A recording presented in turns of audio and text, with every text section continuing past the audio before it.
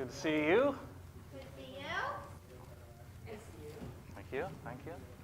Brother Clark for teaching last week. I was going to try to jump online and didn't have internet where I was at the moment, so I thought, well, I'll catch it later. I realized I didn't know how to get to it later, so I just had to have Greg teach me how to get to where it is on the YouTube stuff. So I had never had cause to take a look at it before and wanted to kind of see how the lesson went, and I'm sure it went fine, but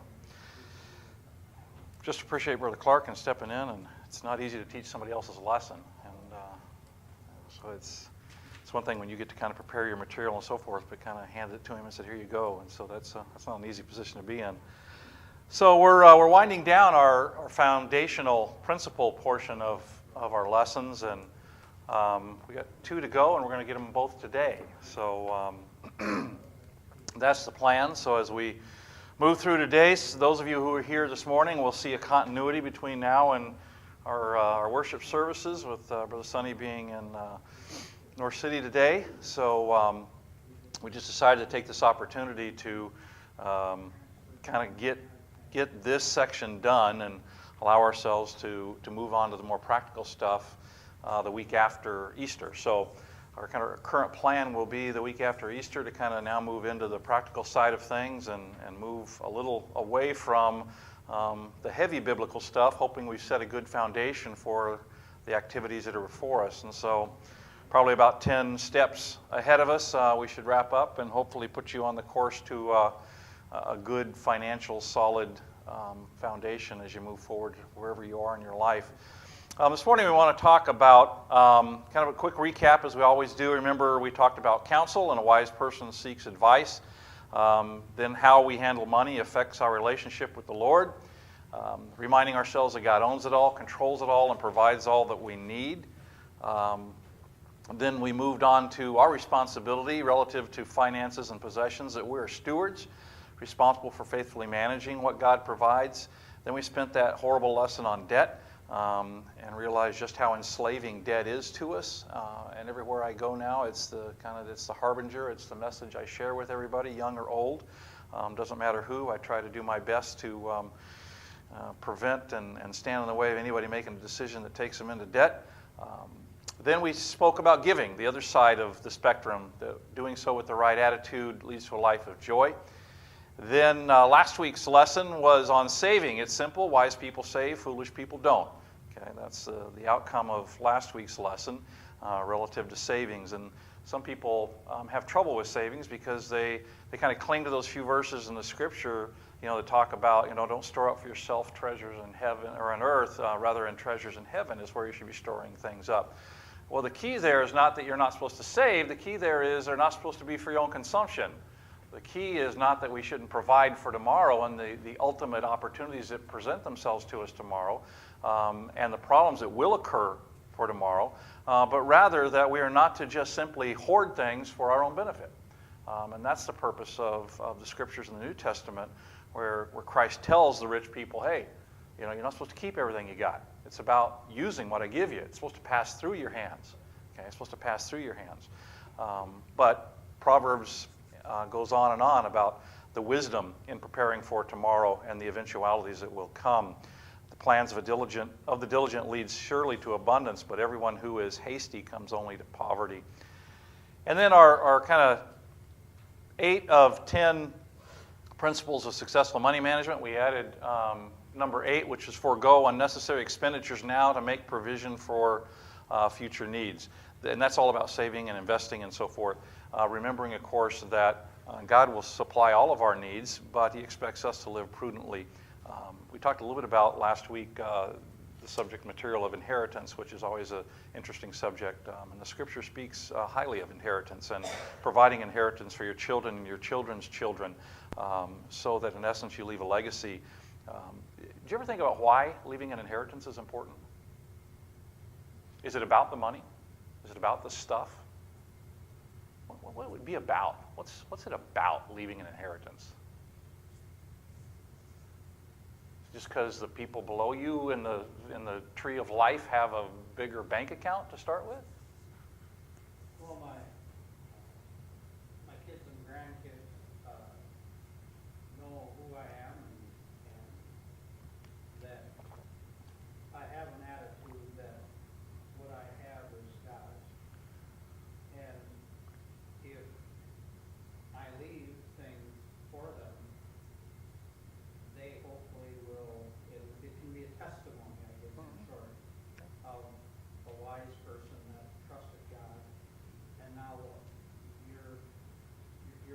going to college because your grandpa, Right. was a godly man. Yeah, it points to a legacy and leaves the ability to talk about those who preceded us and what they did in this life and how they prudently and properly managed what God gave them and as good stewards, and therefore we can take that and as a platform move forward and then and kind of leverage that as we're stewards of God's possessions. So yeah, I think it's not about the stuff, it's about the legacy that we leave. So today we're going to shift and we're going to talk about spending. So last week it was saving, this week it's spending, right? And that's effectively all you can do with money. That's it, one of two things. You save it or you spend it. And eventually it all gets spent, if not by you, by somebody that you leave it to. So we're going to talk about spending, and we're going to break that down into two kind of categories, and they're both under the big classification of standard of living, kind of that term standard of living. So we're going to start with spending, and then a little later this morning we're going to talk about perspective. So our key point for today, and Brother Clark handed out our things there, so if you didn't get one, they're left on the back seat there, I think. So exercise godly wisdom when you spend God's money. So that's our key point. It's important for us to just remember this should help us draw off a previous lesson, which reminded us that it's all God's money, right? So if we're going to employ wisdom in spending what we have charged to us in our account, then we probably ought to use the wisdom that comes from the person who owns the stuff. Okay? When I go to work, I would like to do things my way. Okay? But sometimes I can't. I have to do them the way of the person that owns the company directs me to do them. Okay? I can't always just do what I want to do. I'd like to. And I find out when I do, usually it doesn't work. It may work, but it doesn't help the owner much in my relationship with him. So the same thing kind of works with God. Can I do what I want with the $10 I have in my hand? Absolutely I can. Okay? Absolutely. I can decide to buy this or I can decide to buy that. I can decide to save it, I can decide to invest it, I can decide to spend it, I can decide to waste it, I can decide to give it away. But whatever I decide is not about my decision about that $10. It's about what would God do with this $10? What would God have me to do with this $10? So exercising godly wisdom is critical when you're spending money. And so that's difficult for us to do because we spend money all of the time. Literally all of the time. We're busy doing something that is spending money. Whether it's first thing in the morning on your way into work and you're getting a cup of coffee, you're filling up the gas tank. And we sometimes even forget about those things. You know, and you say, well, what's the big deal about spending money and buying gas? I gotta have gas. Well, I don't know. Well, here's a simple question. Where are you buying gas? Are you buying gas at the least expensive place in town? Are you buying gas from a place that supports the kind of morals that you believe in? Those kind of things come into play from time to time. So sometimes we think the most mundane things have no connection with what God would have us to do, but everything has a connection. Let's talk a little bit about this idea of the standard of living. Let me ask you a couple questions. Has the standard of living improved in the last 10 years? What would your answer to that question be? You would say no. Okay. Let me ask you a second question. Is the standard of living in Wisconsin better than Ohio? Okay. Do college graduates enjoy a higher standard of living? No, usually yes. Okay. All right. So those are all just questions to kind of raise the question, what is standard of living? Okay. And what does it mean? And in the context of each of these questions, what do we mean by standard of living? So standard of living defined. What do you think the standard of living means? Okay, when I say standard of living, when you saw those questions, what did you think? I always think of the governmental. Okay, so some governmental measurement of, okay, You know, this is not good living and this is adequate. how many of us kind of approximate or kind of use standard of living synonymous with quality of life? You kind of tend to think about those things when we think about standard of living, kind of quality of life. I think we kind of think about them. I'm not saying it's right. I just kind of think it's something we tend to do when we think of the word standard of living. What is this term used for? What is it even used for? When did the term come to be? Do you know? Probably has something to do with taxes or welfare Yeah, it didn't come into play until just before the Great Depression, which is kind of interesting. The whole concept of a standard of living, okay, and the whole concept of wealth building, okay, came into being in the early 1900s. And it's this idea of, well, like, what kind of, when we moved to Wisconsin, we did some checking, We kind of got on the internet and said, well, okay, what's the standard of living out in Wisconsin? We had no idea, right? What are the price of things? What's it cost to live there? What's the quality of life look like? What can we expect when we get there? So we went online and looked and see all these things and go, okay, we don't know any more now than we did when we started looking, but we feel better about the decision anyways. And you came anyway. We came anyways. Even though your cows are not happy.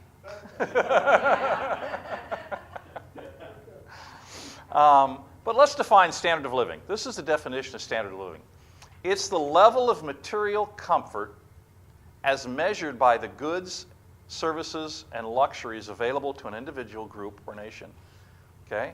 That's a mouthful, right? The level of material comfort as measured by the goods, services, and luxuries available to an individual, group, or nation. Okay? So we have a second one there for you. So not only is it, what else, how do we fill those other blanks in? Now having the benefit of the first definition, what do you think that one right below it says? We got 3 blanks there. The blank of blank and blank comfort available to a person or community. I'll give you the first word, the degree. The degree of blank and blank comfort available to a person or community. First one is wealth. Wealth. The degree of the degree of wealth and material comfort is that final word there. So the degree of wealth and material comfort available to a person or community. So that's maybe a little easier to understand when we get out of the goods and services and such. So the degree of wealth and material comfort available to a person or community. So what does this term involve? When we use this term, standard of living, what are we doing?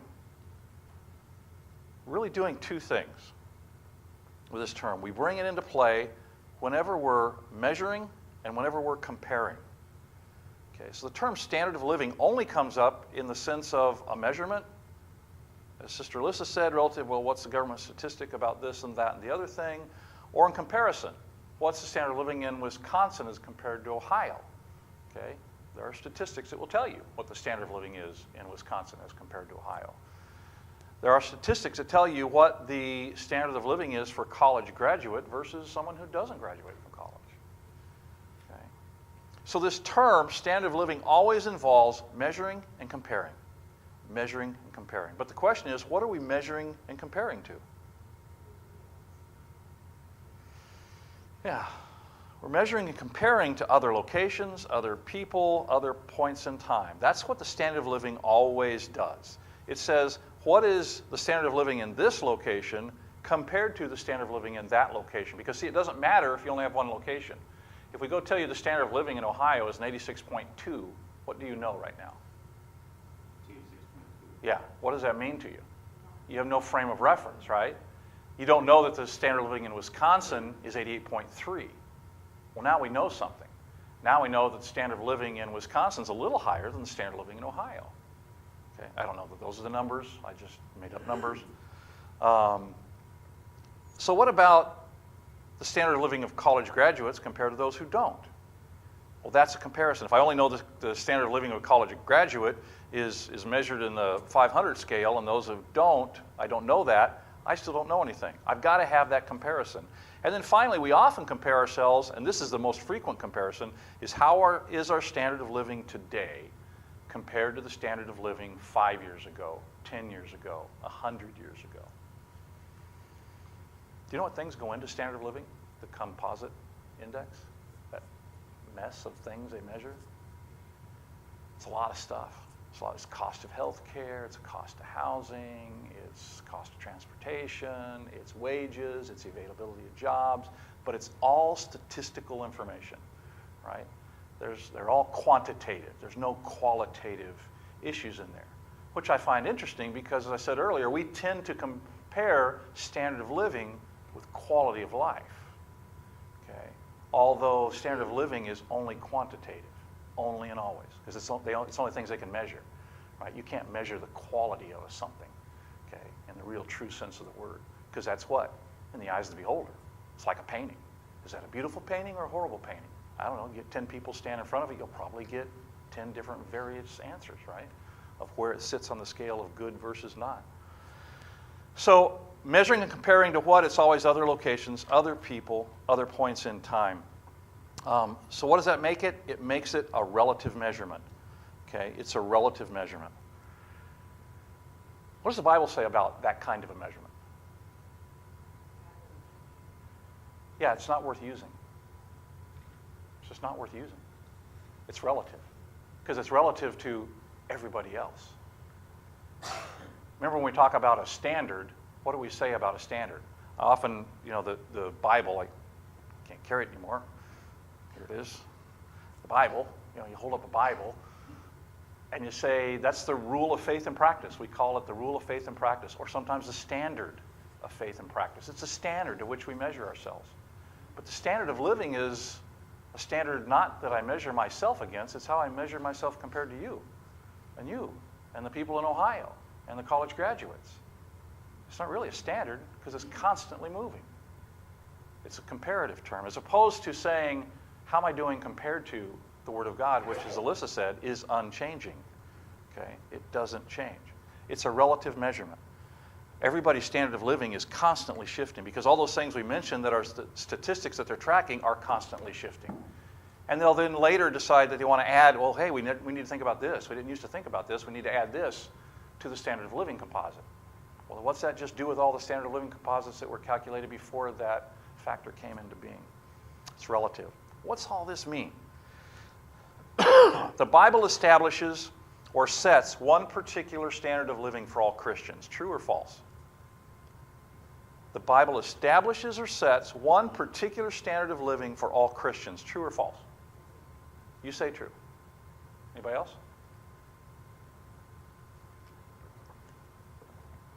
Nobody willing to venture out there? Or everybody agrees with that? I'll say false. You'll say false. Clark would be right.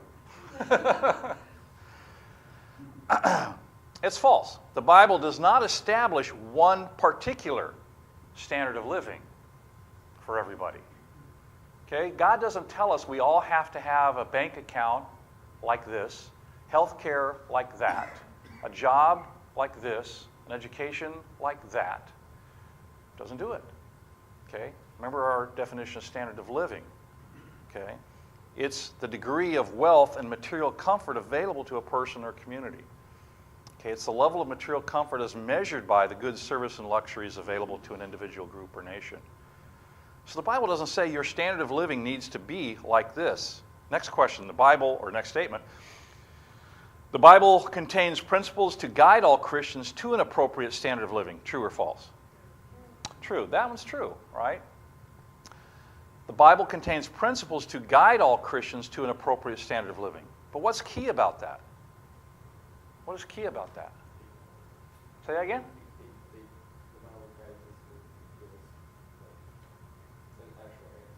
Right. And what's your answer going to be, Brandon, compared to my answer? Way different, and that's the key, right? Way different, because I'm a different person, right? So God may call Clark to live in a place that's very affluent, because that's where he wants Clark to witness. He might call me to live in a place that's very poverty-stricken, because that's where he wants me to witness and be his instrument there. So it has nothing to do with my standard of living. Okay? It has nothing to do with my standard of living as compared to Clark's. It's my standard of living compared to what God wants my standard of living to be for the mission he's called me to complete. So yes, is measuring good, but what is the measurement? The measurement is a scripture. Paul tells us it's like a mirror. It's supposed to reflect back and help us see what we are. So the Bible does contain principles, and so the question are, what are those principles? Let's see if we can get through them this morning. 2 Corinthians 4, 16 through 18. 2 Corinthians 4, 16 through 18. Paul says, though our outer self is wasting away, our inner self is being renewed day by day. For this light momentary affliction is preparing for us an eternal weight of glory beyond all comparison, as we look not to the things that are seen, but to the things that are unseen. For the things that are seen are transient, but the things that are unseen are eternal. Now, Paul's got a lot of stuff packed into these few verses here. What's he saying? Though our outer self is wasting away, our inner self is being renewed day by day. What was Paul saying? What was his comment about right there? What was that verse commenting on? Yeah, he's getting older. He's wasting away. Okay, Paul's in the later part of his life. Yeah, sorry, Clark. But your inner self was renewed. Thank you. You don't like this lesson? Wait till a little bit later this morning. It gets worse. Yeah, this body is wasting away. From the moment we're born, we're dying. From the moment we're born, we're dying. We don't think like that. We don't put our perspective, we don't get our heads around that until much later in life. Okay? When we have more days behind us than we do ahead of us, and we really start to dwell upon that, we recognize we're wasting away. The body is just wasting away. It wasn't built to be eternal. So Paul says, hey, even though I'm wasting away on the outside, the temporal, the external, the internal is being renewed or made alive over and over again every day. Every day. Every day is a fresh day. Every day is a new start. Okay. 4, now he kind of takes us to our subject matter. 4, this light momentary affliction is preparing us for an eternal weight of glory beyond all comparison. So Paul's saying this little bit of affliction I'm dealing with here, with this wasting away of this body, is simply preparing me for this eternal weight of glory beyond all comparison. This thing I will get to enjoy that I can't even begin to compare. Talk about standard of living and comparisons and measurements. Okay? Paul says I can't even compare it. There is no way to compare it. There's no way to tell you what my standard of living is today compared to what it's going to be, because they're as different as night is from day. Okay? They're as different as east is from west. Okay? Their magnitudes are so different, there's not words to describe this eternal weight of glory that is waiting for me, this new standard of living that I have. Then he says, as we look not to the things that are seen, our current day standard of living, but to the things that are unseen, what is yet to be revealed to us. For the things that are seen are transient, they're passing. But the things that are unseen are eternal. Are eternal. So think about, as we read these next few verses, how do these verses shape, direct, or influence our own standard of living? And more importantly, how you spend money. Next, let's see what James has to say. James says this, what is your life? He asks a question. For you are a mist that appears for a little time and then vanishes. What is your life? For you are a mist that appears for a little time and then vanishes. We're only here for a little while. Just a short duration of time. Some would take this and run the other direction with this, wouldn't they? They'd say, well, we're only here for a little while, so let's have a great time, right? But is that the context that Christ wants us to live within, since we're only here for a little time? Hebrews 11th chapter, verse 13 says this. This is kind of that great hall of faith discussion, right? By faith, Abraham did this. By faith, Moses did that. By faith, by faith, all of them did these wonderful, marvelous things. And then he says, these all died in faith that we talked about before, those Old Testament saints, not having received the promises. Remember, they were looking forward to the coming Messiah. Okay, we look backwards. Okay, we look in our rearview mirror. They were looking forward, hoping for. We look back knowing he already came. These all died in faith, not having received the promises, but having seen them afar off, okay, were assured of them. So we're being told by the writer of Hebrews here that those great men and women of faith, even though they didn't see the realization of the promise, still clung to it and were just as assured of it as we are because of their faith. And therefore they embraced them and confessed what? What did they embrace? After embracing that and confessing something, what was that something they confessed? This is normal. It says they were strangers and pilgrims on the earth. That seems like an odd confession to me. These all died in faith, not having received the promise, but having seen them afar off, were assured of them, those promises, embraced them, those promises, and confessed that they, the individuals, were strangers and pilgrims on the earth. Why does the recognition of their faith, the realization of their faith that came true in Jesus Christ, why would that cause these men and women of faith to confess that they were nothing but strangers and pilgrims on the earth?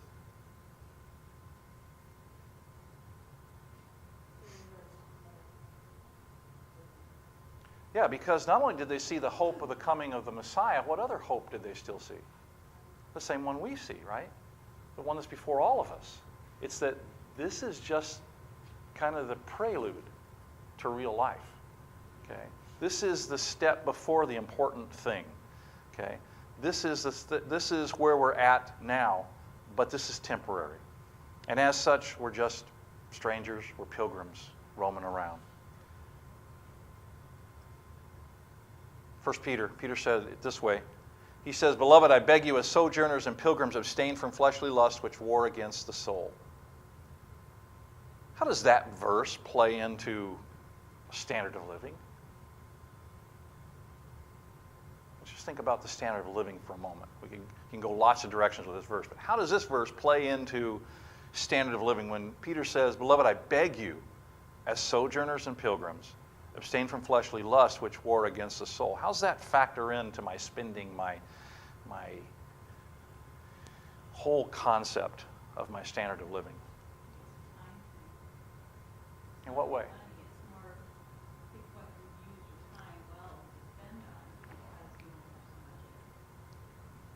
Yeah. What else? How else does this impact us? I think that's true. So it's got time, and what I have is limited.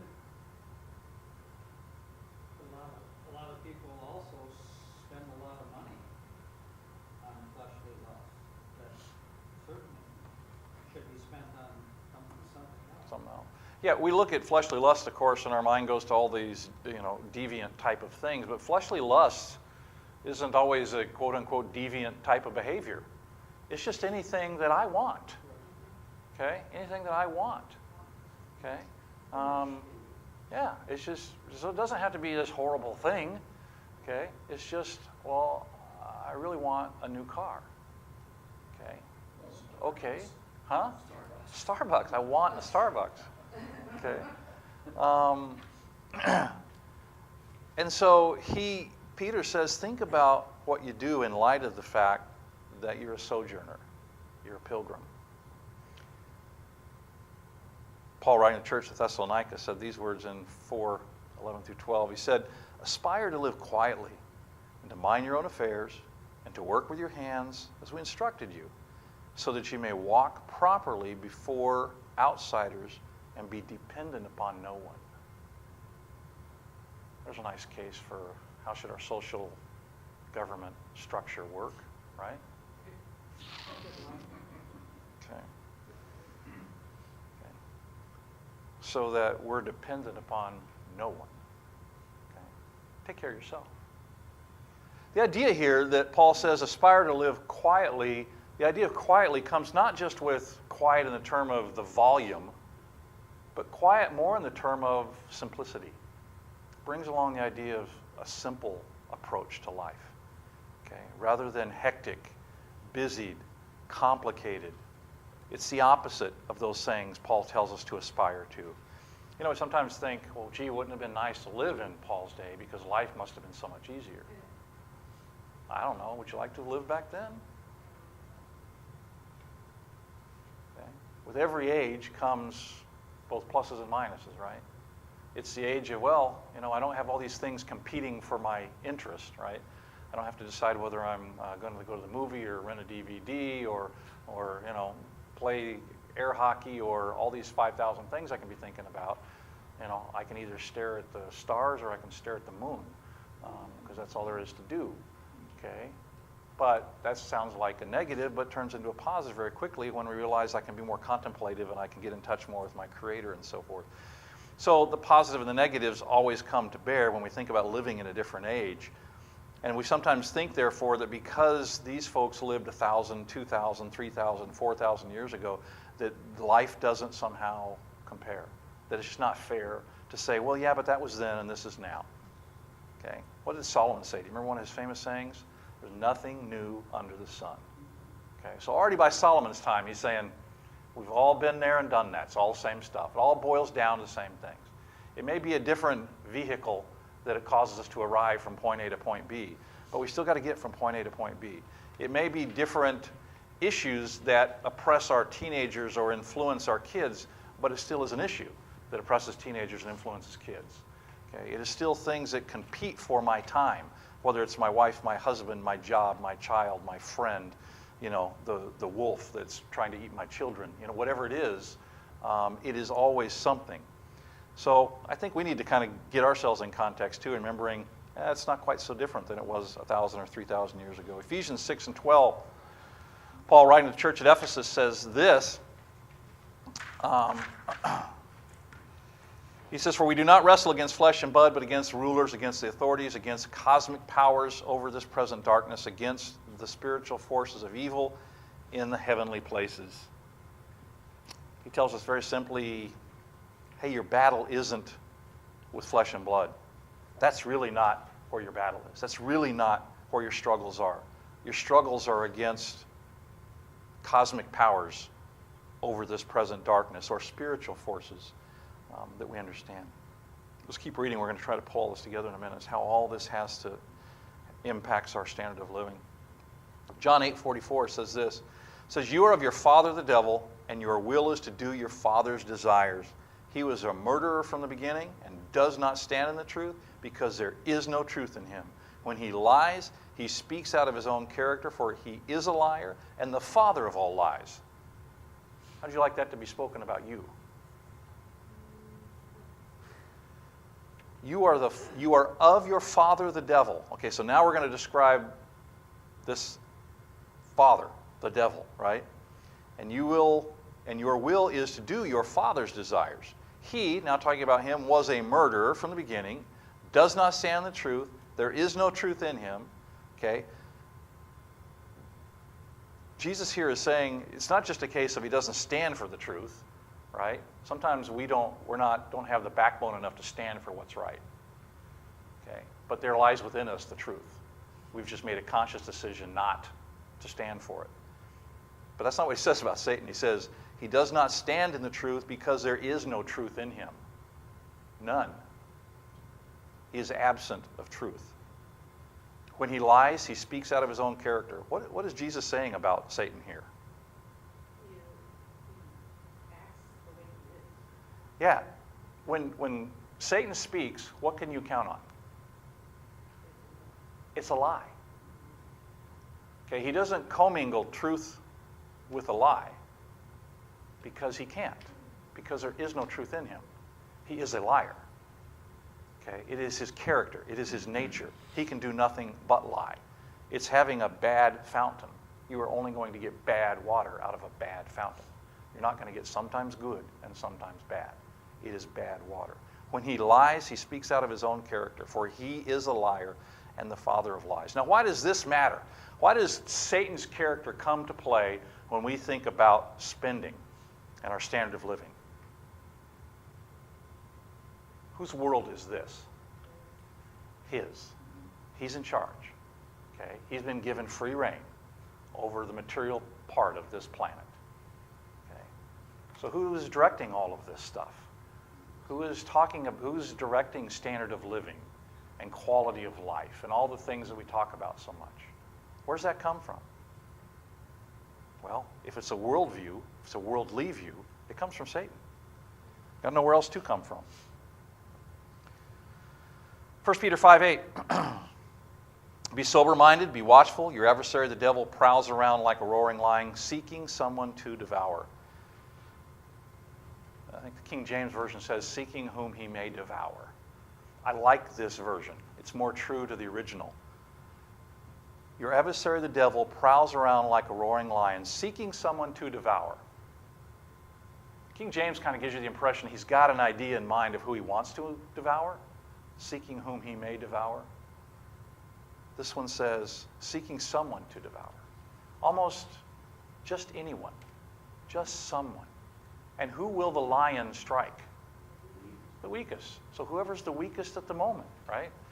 So whoever's living contrary to having this spiritual power that he needs, that's who he's going to devour. Why does all this matter? Your standard of living? We'll get to it.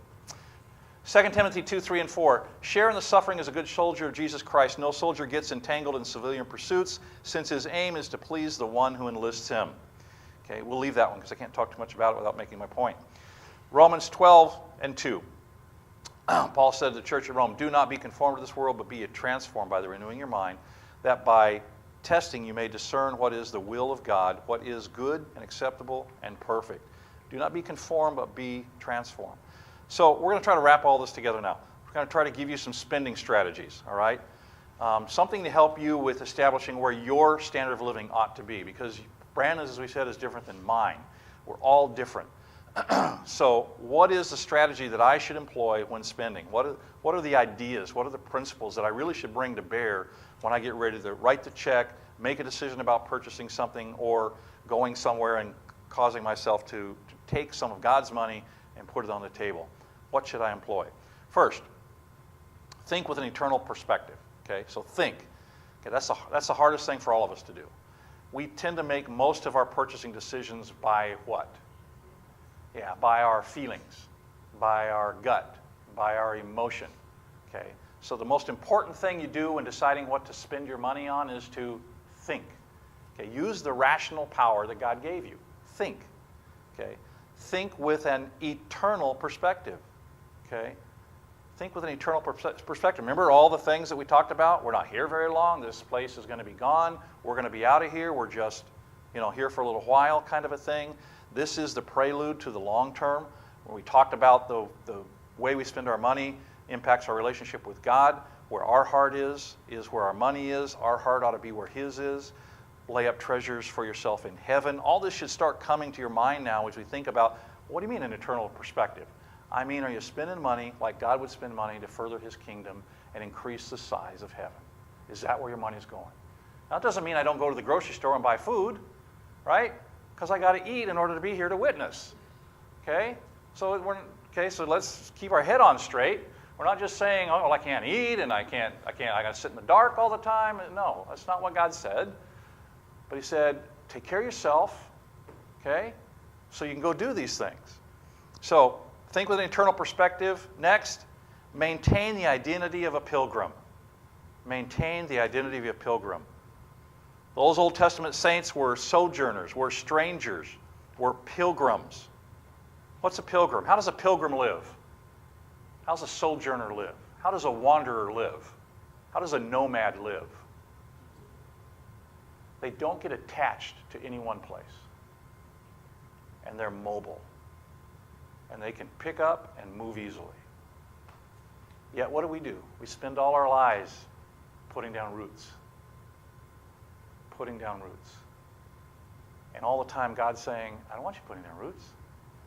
It's not where you're going to live. It's not where you're going to spend your eternity. Quit wasting your money putting down roots. Third, live a simple life. Live a simple life. Just simply. Just think how that just uncomplicates your life with all your decisions. Fourth, remember Satan? Know your enemy. He knows you. Okay? He knows your weak points. He knows when you're going to spend money. And so what would he rather have you do? Spend money on eternal things or temporal things? Temporal. So if he can get you to spend your money on a new X or a new Y, I'm not going to say things because I don't want to offend anybody, but we all have them, right? Ooh, that pair of tennis shoes, right? That's the one. That's the pair I want right there. Okay. $150 tennis shoes. Why do I need $150 tennis shoes? I don't, but I can convince myself I do. I really can. I'm pretty good at it. Well, you're going to run, you're trying to exercise, you don't want to hurt your feet, and Okay. Know your enemy, because he's busily working on you. He's busily tripping your triggers, right? 5, Serve as a good soldier. Serve as a good soldier. Which means what? This is a battlefield. Equip yourself accordingly. Invest your money in things that help you be good offensively and defensively for the cause of Christ.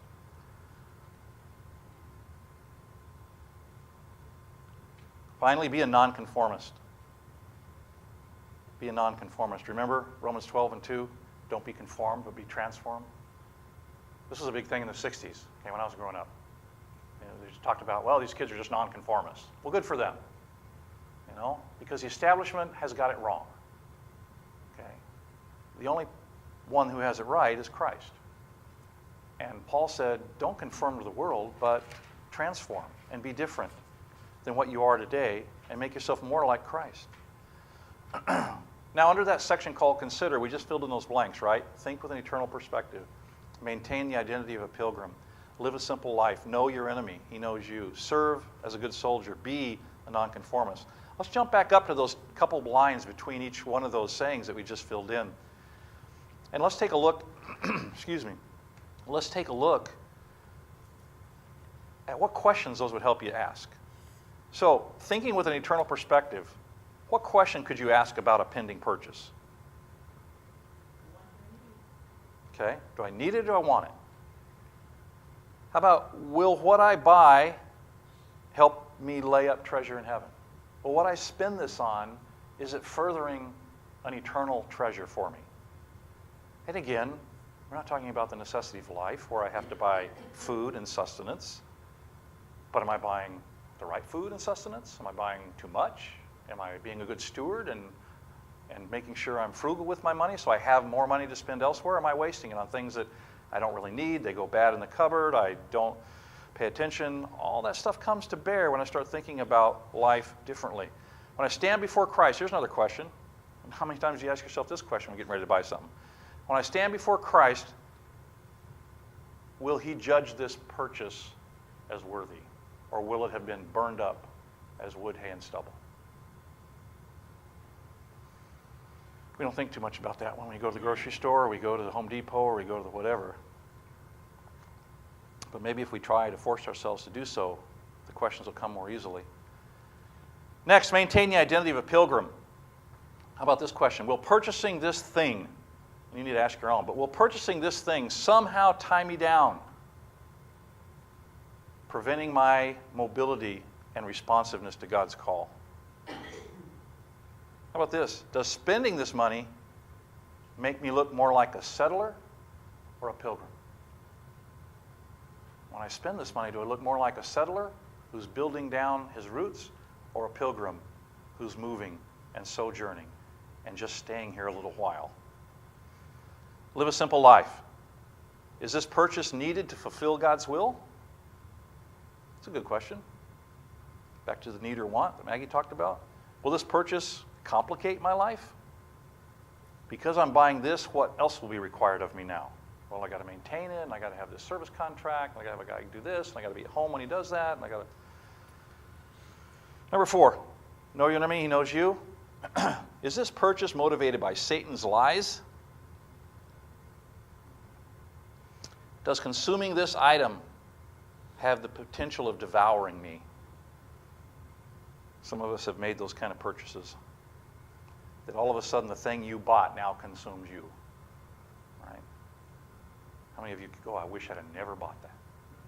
Wish I'd have, people say when they buy a boat, 2 happiest days of their life, the day they buy it, the day they sell it. Right? When they realize, why did I do this? It's nothing but a money pit. Which reminds me of the movie back in the, was that 70s or early 80s, A Money Pit. Serve as a good soldier. Do I need this item to carry out my duties? Will this item slow me down? Does it enhance or distract my sharing of the gospel? Be a nonconformist. Do I want this because everyone else wants it? There's probably the biggest issue we struggle with. Do I need the new thing because everybody else has got the new thing? Or I'll be cool because I have the new thing? Or I'll go to the place that's the popular place to go? Or I'll do the thing that's a popular thing to do? Paul says, don't conform. Be a nonconformist. Have I convinced myself that this is needed. Meaning it's not necessarily needed. I've just spent a long time convincing myself it's needed, and therefore my thinking is wrong. So spending, where's your focus? Is it on standard of living? Or is it on living for Christ? Standard of living or living for Christ? So we leave you with Philippians 4:11 through 13, verse we keep coming back to over and over again over the last several studies actually. The one on margin and the one here on money management. Paul says, I have learned in whatever situation I am to be content. Then he goes on and cites whether I'm hungry or whether I'm satisfied, whether I'm rich or whether I'm poor. And then he winds up, I can do all things through him who strengthens me. Remember we talked about this is not a verse that we lay claim to so I can jump over tall buildings, etc. Okay, this is a verse I lay claim to so that I can, in every situation, be content. His strength empowers me to be content. Not a bigger bank account. I read a statistic, it's an older study, but it was done in 2006, not that long ago. And of a large study of adults, people said, if I could just make $37 more a week, I would be happy. That was the average number that people came back with. That if they could just make, the question was, if you could just make a few more dollars, what's that number? And would it, and to make you happy? The number was $37. Okay. So people in 2006 were $37 a week away from happiness. What happens when they got the $37? Well, the number was now $54, or 108, or 212. Okay. As opposed to saying, hey, yeah, I'd like $37 more, but you know what? I'm content right where I'm at, because this is where God has me at this moment in time. Why he has me unemployed, I do not know. Why he has me not making very much money, I'm not sure. Why he has me between jobs, don't understand fully. That's where he's got me. So I must be where I need to be. Okay. Now that assumes, of course, that you're doing your part, right? Doesn't mean we're sitting around on the couch waiting for somebody to show up and knock on my door and say, hey, I got a $300,000 a year job for you. Okay. But rather, I'm out doing my part. Because remember, if we don't work, we don't eat. Okay. Scriptural principle. How's your homework coming? Okay, I saw Alyssa's. She showed it to me. Big bundle of receipts she's got to enter in yet. Okay. So I must confess I have the same thing because we were gone for a week.